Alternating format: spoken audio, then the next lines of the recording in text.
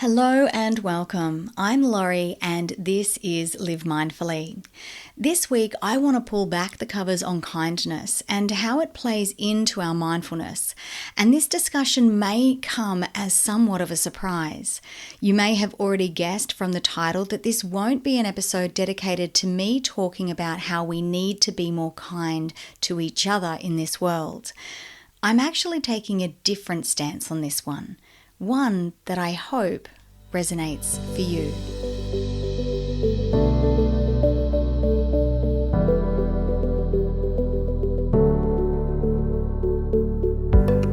So it's Tuesday here in Brisbane, and today I am sitting here at 8:49 in the morning, and it is lightly raining outside and everything is so still and quiet.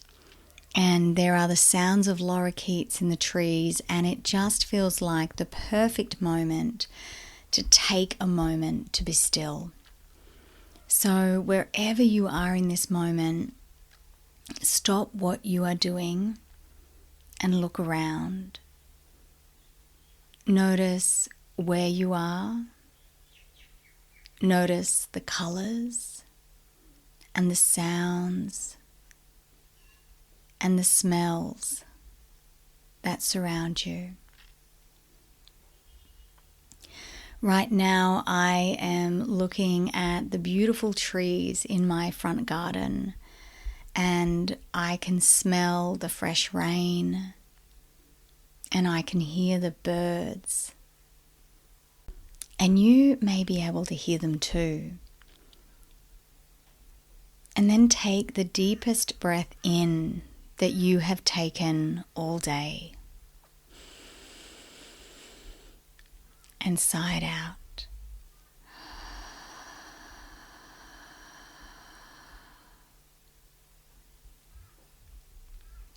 Relax the shoulders,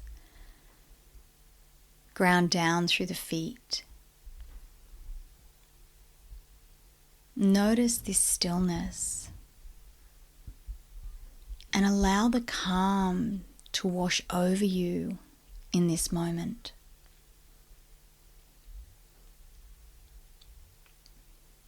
And remember that this little practice can transport you anywhere, at any time, to your peace within.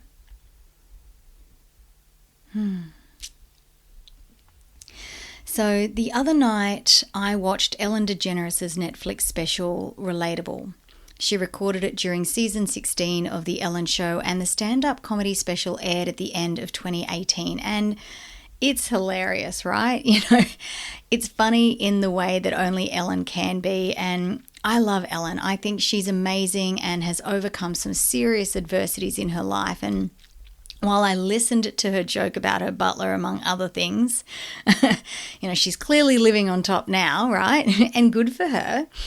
There was one thing that really stood out to me in all that she said, and it was her comment around her signature sign-off on The Ellen Show, and you may have heard it. Ellen finishes every show with, "Be kind to one another." Now, this was not something she did from the beginning. It was only something that she started saying a few seasons prior to 2018. And while she loved the sign-off and continued to use it until the very last show, she noticed a downside to that saying. And that downside is she instantly became the be kind girl and felt as though she could never, ever be unkind ever again. And she says, I'm a good person and I'm a kind person, but like you, I am only human and I have bad days. But then she goes on to say that if she is driving in traffic and someone cuts her off, she can't toot her horn at them so that they know that she disapproves of their driving, because she is the be kind girl. And to me, And I'm going to be nitpicky here, but first of all, this isn't an example of her having a bad day. Having a bad day might be her accidentally cutting someone else off because she has a million things going on and isn't paying attention, for example. But second, why is her tooting her horn at someone who has cut her off an example of her being unkind? And this is what I want to talk about today. So I'm going to journey back now to when I was 24 and read Eckhart Tolle's book, A New Earth. And throughout his book is a theme of being kind, showing kindness and seeing kindness, feeling kindness, and projecting that kindness out to the world. And it's a great message, right? It's great, but it's not how it's received. And here's the problem. The people who need to hear the message about kindness, they aren't usually the ones receptive to the message. They don't have enough awareness around how their behavior impacts on others already. And a lot of the time they already think they are kind, or they know they're not and they simply don't care. You know, those people, right? The ones who the world owes them a big fat favor. And they have no interest in changing this. It's pretty obvious. The people who do hear the message are already kind or on the precipice of becoming too kind. And by too kind, I mean people pleasers. And if you Google kindness and people pleasing, you'll return over 5,600,000 results. And they are all around the fine line that exists between people pleasing and kindness. And they are two completely different things, but I don't think most of us have a clear definition of the two. I certainly know I didn't. So, people pleasers chronically prioritize others' needs, wants, and feelings ahead of their own. They constantly ask themselves how their behavior impacts on others, and they can become obsessed with helping others, often to the detriment of their own well-being. And they tend not to care as much or even sometimes at all about how they are being treated by others. And as a result of this, they usually find themselves in some pretty toxic situations. Kindness is about treating everyone, including and most significantly yourself, with mutual respect. Let me say that again. Kindness is about treating everyone, including yourself, with mutual respect. Kindness is not about just giving or behaving in the way we think we have to in order to be considered kind. You know, in the way that Ellen thinks she now needs to behave because she is the be kind girl. She is still the kind girl, even if she honks her horn at someone who's cut her off. The Mayo Clinic Health System Online says that kindness is the art of harbouring a spirit of helpfulness, as well as being generous and considerate, and doing so without expecting anything in return. Yeah, I have a bit of a problem with that. I don't really agree with that definition, which, mind you, is the definition most given for kindness, because I do expect something in return. I expect kindness in return. And if you aren't coming to the party with that, then hit the road, because I'm not interested. And now, remembering the definition I gave above, kindness is about treating everyone, including yourself, with mutual respect. When we look to the definition of respect, the Kids Helpline says respect is when you accept somebody for who they are, even when they're different from you or you don't agree with them. Respect in your relationships builds feelings of trust, safety, and well-being. That seems much closer to the definition I would love to see attributed or at least added to kindness. You know, if we take that definition and replace the word respect with kindness, it reads like this. Kindness is when you accept somebody for who they are, even when they're different from you or you don't agree with them. Kindness in your relationships builds feelings of trust, safety, and well-being. In kindness, you do not compromise on things that feel detrimental to your own well-being or harmful even. You hold yourself to a standard of authenticity and you are genuine and supportive in your relationships. You don't withhold, you don't engage in behaviors that you know are going to be harmful to other people. And that's the definition of being considerate, by the way. But we should absolutely expect kindness in return.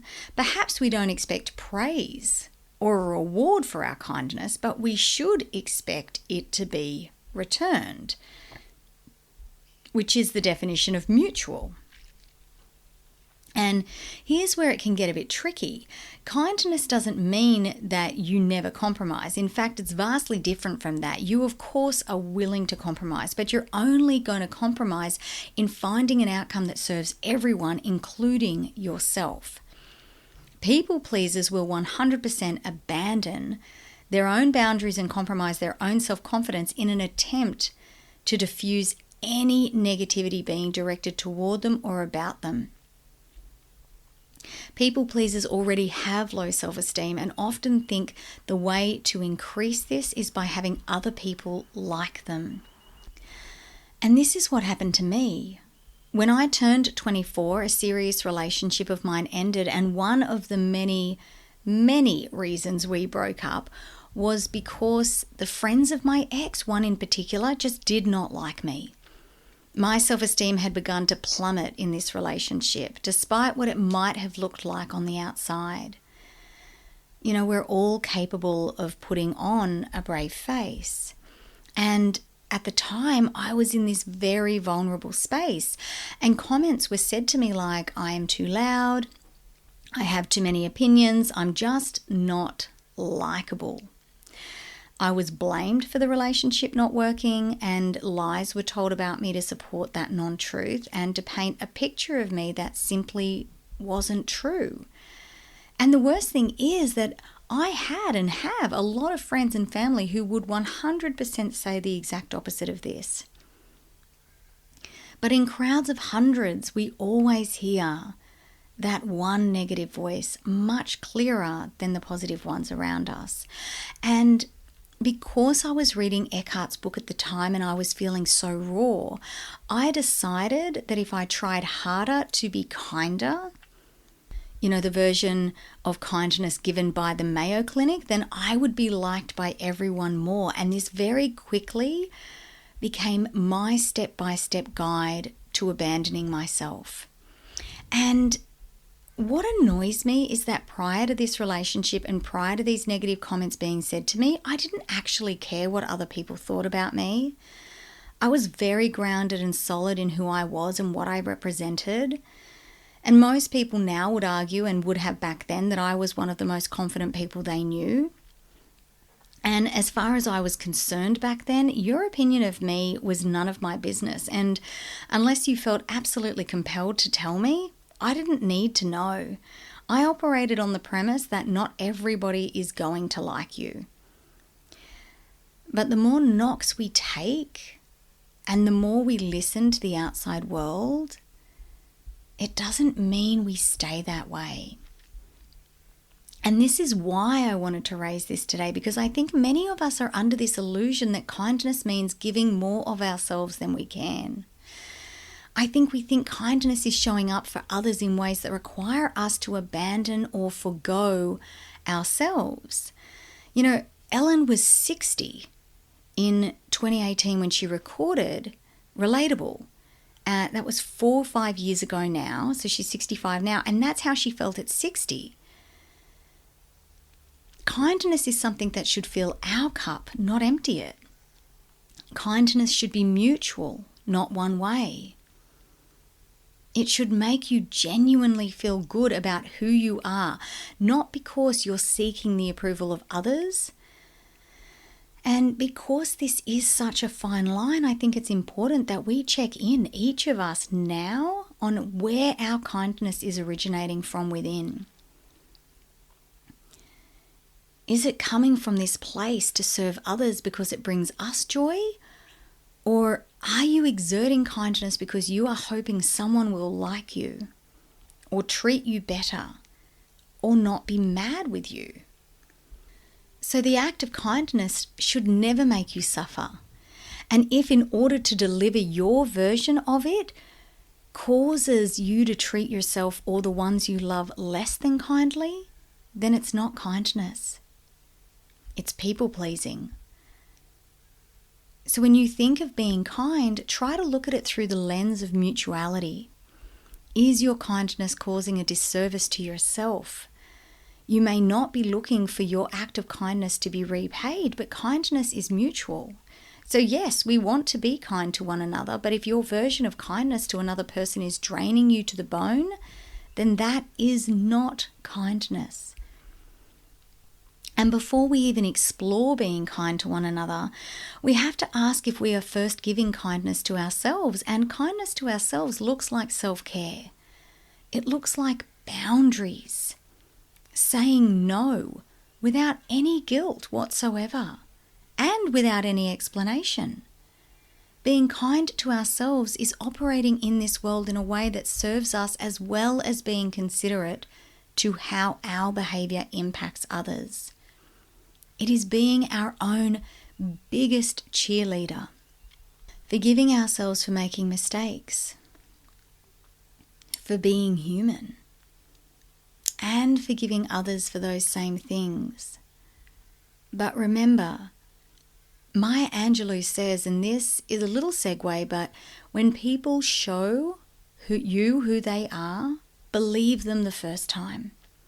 And Dr. Phil says that past behavior is the best predictor we have for future behavior.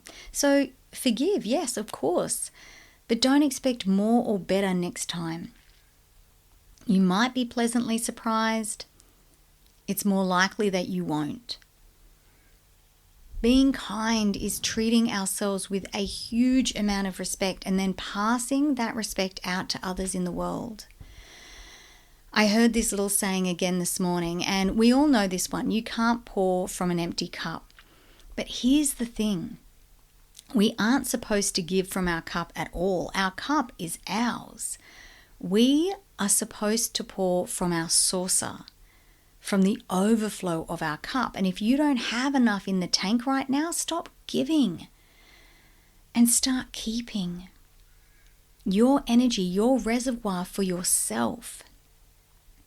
Or better yet, start receiving. Start accepting help. And I'm left wondering if Ellen had the chance to do it all again, knowing now what she knows, would she have changed that sign-off to be kind to yourself and to others? Or let's treat each other with kindness and respect? I don't know. I don't have a marketing team here, and I am sure if I did, they would come up with something much snazzier than I am doing. And as we draw this episode to a close, I want to tell you from a personal space, from personal experience, that I am a much kinder person when I come to kindness with a full cup. When I operate with kindness first for myself and then for others.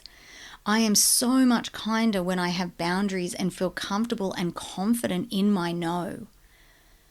And it is from this space that I know I can serve others with the joy that I have so much of within. And as a result of all of that, I am also so much more mindful throughout the day. I want to thank you so much for listening in to today. If you have enjoyed today's episode, please follow and rate this podcast, and please share it across your socials. Don't forget to tag me. My Instagram handle is @LifeWithLaurie, or my Facebook page is Live Mindfully with Laurie Moore. I'll be back next week. Until then, take good care of yourself.